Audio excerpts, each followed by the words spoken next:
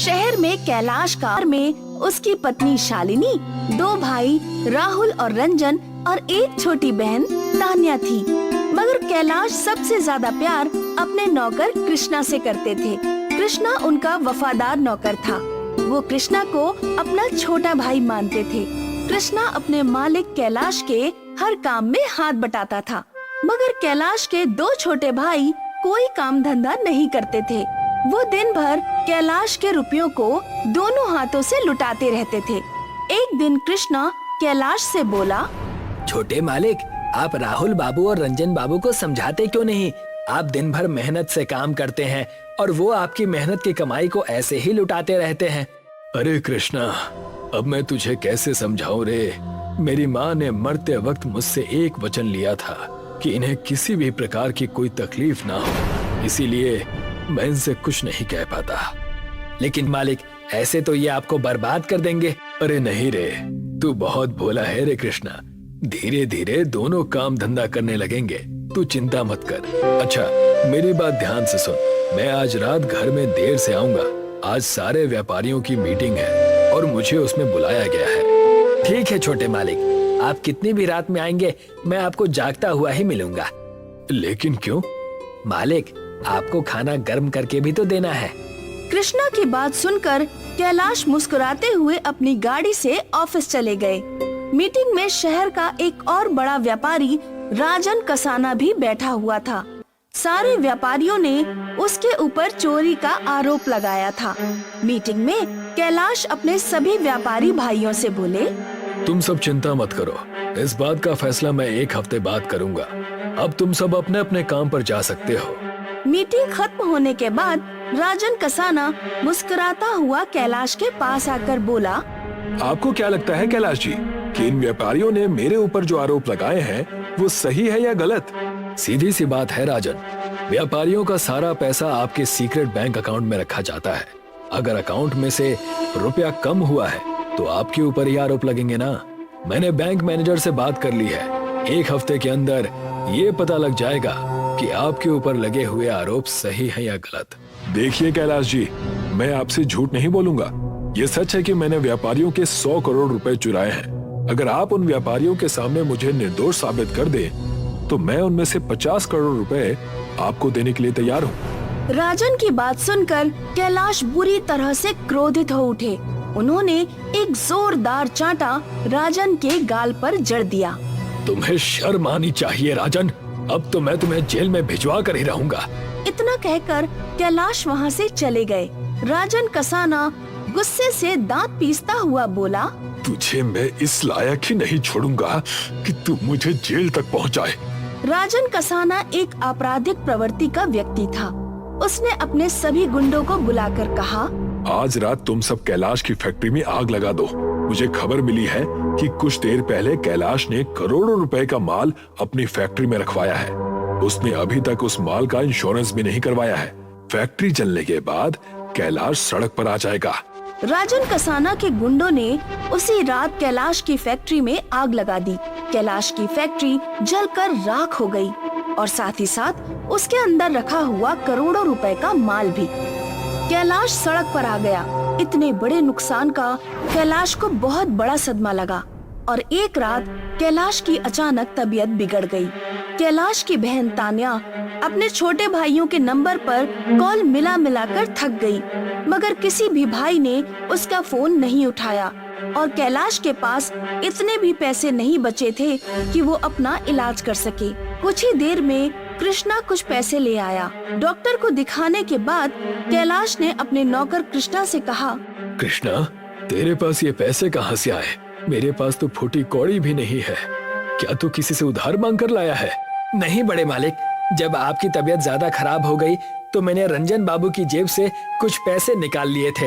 मैंने उन्हें कुछ पैसे अपनी जेब में रखते हुए देखा था। कृष्णा ने ये बात बोली ही थी कि तभी कैलाश के दोनों भाई गुस्से से आकर बोले, इसने चोरी की है भैया।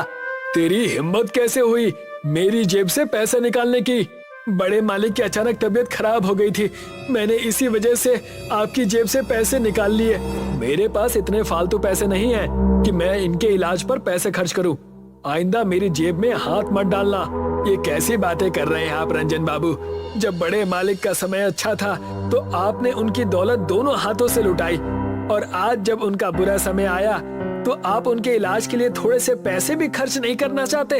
मैंने अपनी आंखों से कई बार आपको बड़े मालिक के जेब से पैसे निकालते हुए देखा है, और जब भी मैंने बड़े मालिक से इस बात की शिकायत की तो उन्होंने हमेशा मुस्कुराकर टाल दिया। मुझसे जुबान लड़ाता है बदतमीज नौकर। रंजन ने कृष्णा को बुरी तरह से पीट दिया। बड़े मालिक, ये मुझे मार रहे हैं, आप इनसे क्यों नहीं कुछ कहते? तुमने चोरी की है कृष्णा, इसी वक्त मेरे घर से निकल जाओ। ये क्या बोल रहे हैं आप बड़े मालिक? आप मेरे ऊपर शक कर रहे हैं? अरे मैंने सिर्फ आपके इलाज के लिए रंजन बाबू की जेब से पैसे निकाले थे। हाँ, लेकिन तेरी हिम्मत कैसे हुई चोरी करने की? थोड़ा सा बीमार ही पड़ गया, मरा तो नहीं जा रहा था। इसी वक्त मेरे घर से निकल जा। कैलाश ने कृष्णा को धक्के देकर घर से बाहर निकाल दिया। कृष्णा आंखों में आंसू लिए चीखते हुए बोला, हाँ जा रहा हूँ, और कभी भी इस घर में दोबारा कदम नहीं रखूंगा बड़े मालिक। बड़े मालिक, रंजन बाबू ने जब मुझे थप्पड़ मारा तो मुझे इतना बुरा नहीं लगा जितना आपके इस धक्का देने से बुरा लग रहा है। आज मुझे ये दुनिया समझ में आ गई है। बड़े मालिक के नौकर चाहे कितना भी बड़ा क्यों ना हो जाए, उसका सर मालिक के जूतों से हमेशा नीचे ही दबा रहता है। इतना बोलकर कृष्णा कैलाश के घर से बाहर निकल गया और गुस्से से एक फुटपाथ पर जाकर रोने लगा कि तभी एक व्यक्ति दौड़ता हुआ उसके नजदीक आकर गिर गया। वो व्यक्ति बुरी तरह से हाफ रहा था, उसके शरीर से खून बह रहा था। ये तुम्हें क्या हुआ? तुम्हें तो गोली लगी है। वो व्यक्ति एक छोटी सी शीशी और एक बड़ी सी फाइल कृष्णा को पकड़ाते हुए बोला, मैं एक साइंटिस्ट हूँ, मेरे पीछे कुछ लोग लगे हुए हैं। तुम मुझे यहाँ के मालूम नहीं पड़ते, तुम गाँव के मालूम होते हो। लेकिन ये है क्या? इस शीशी में तैयार किया हुआ एक ऐसा फॉर्मूला है कि जिससे तुम हीरे के कटहल उगा सकते हो, और इस फाइल में उसका फॉर्मूला भी लिखा हुआ है। तभी कुछ लोग हाथ में बंदूक पकड़े हुए कृष्णा की तरफ दौड़ते हुए आने लगे। कृष्णा वहाँ से भाग गया और सीधा अपने गांव पहुँच गया। कृष्णा की थोड़ी बहुत खेती पड़ी हुई थी। कृष्णा अपने खेतों में कटहल की सब्जी बोने लगा और उसने उस व्यक्ति के बताए अनुसार उस शीशी में केमिकल का प्रयोग कटहल की फसल पर किया तो उसके सामने एक चमत्कार हो गया। पेड़ पर हीरे के कटहल उगाए। ये देखकर कृष्णा खुशी से पागल हो गया। उसी समय उसकी माँ भी वहाँ पर मौजूद थी। माँ देखना, अब मैं कुछ ही दिनों में अमीर हो जाऊंगा। अमीर होने के बाद मैं सबसे पहले अपने बड़े मालिक को जवाब दूंगा, क्योंकि उन्होंने भी मुझे चोर कहा जबकि मैंने उनके लिए ही चोरी की थी। कृष्णा की बात पर माँ मुस्कुराते हुए बोली, मैं कैलाश को बहुत समय से जानती हूँ बेटा। जब तू बहुत छोटा था तब वो तुझे बड़े प्यार से यहाँ से ले गया था। उस बेचारे ने तुझे इस वजह से घर से निकाल दिया कि वो गरीब हो गया था। उसे बिल्कुल भी पसंद नहीं आया था कि उसके छोटे भाई ने उसके सामने तुझे हाथ लगाया। इसीलिए उसने तुझे अपने पैरों पर खड़ा होने के लिए घर से बाहर निकाल दिया। अपनी माँ की बात सुनकर कृष्णा गहरी सोच में पड़ गया। अब समझ में आया माँ कि जाते हुए बड़े मालिक रो क्यों रहे थे। तू चिंता मत कर, मैं सब कुछ ठीक कर दूंगा। कृष्णा ने सारे हीरे के कटहल बेच दिए और बहुत अमीर हो गया। लेकिन जब वो कैलाश के घर पर गया तो उसे पता चला कि कैलाश की पत्नी मर चुकी है और कैलाश के भाइयों ने उसे धक्के देकर घर से बाहर निकाल दिया है और कैलाश का घर भी बिक चुका है। कृष्णा ने पूरे शहर में कैलाश और तान्या की तलाश शुरू कर दी। तलाश करते करते वो कैलाश की फैक्ट्री में गया। फैक्ट्री का एक पुराना मजदूर कृष्णा से बोला, कैलाश जी के साथ तो बहुत बुरा हुआ है कृष्णा, तुमने आने में शायद थोड़ी देर कर दी। मुझे कैसे भी करके एक बार बस बड़े मालिक का पता मिल जाए। जानते हो कृष्णा, मैंने अपने जीवन में कैलाश जी जैसा ईमानदार व्यक्ति नहीं देखा। सच तो ये है कृष्णा कि कैलाश की फैक्ट्री में आग लगी ही नहीं थी बल्कि लगाई गई थी। ये क्या बोल रहे हैं आप? मैं बिल्कुल सही कह रहा हूँ कृष्णा, वो किसी और ने नहीं बल्कि राजन कसाना ने लगाई थी। बस एक चीज मेरी समझ में नहीं आती कि आखिर वो फैक्ट्री में आग लगाने में वो कामयाब कैसे हो गया। मैं कुछ समझा नहीं। क्योंकि कैलाश जी ने अपने फैक्ट्री में कुछ ऐसे गैजेट लगवा रखे थे कि अगर फैक्ट्री में कोई स्मोकिंग भी करता तो खतरे के सायरन बज उठते, मगर उस रात नहीं बजे। भगवान राजन कसाना को कभी क्षमा नहीं करेगा।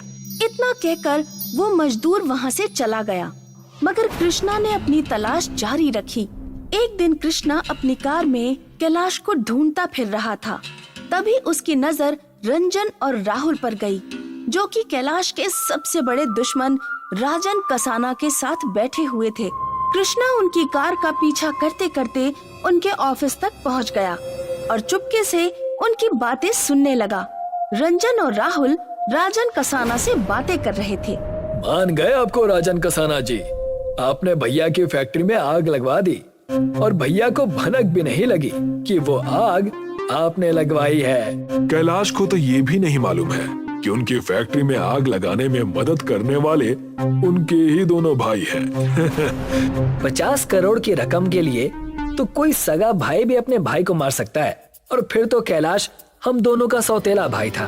तभी कृष्णा उन तीनों के सामने आकर खड़ा हो गया। वो तीनों कृष्णा को देखकर बुरी तरह से घबरा गए।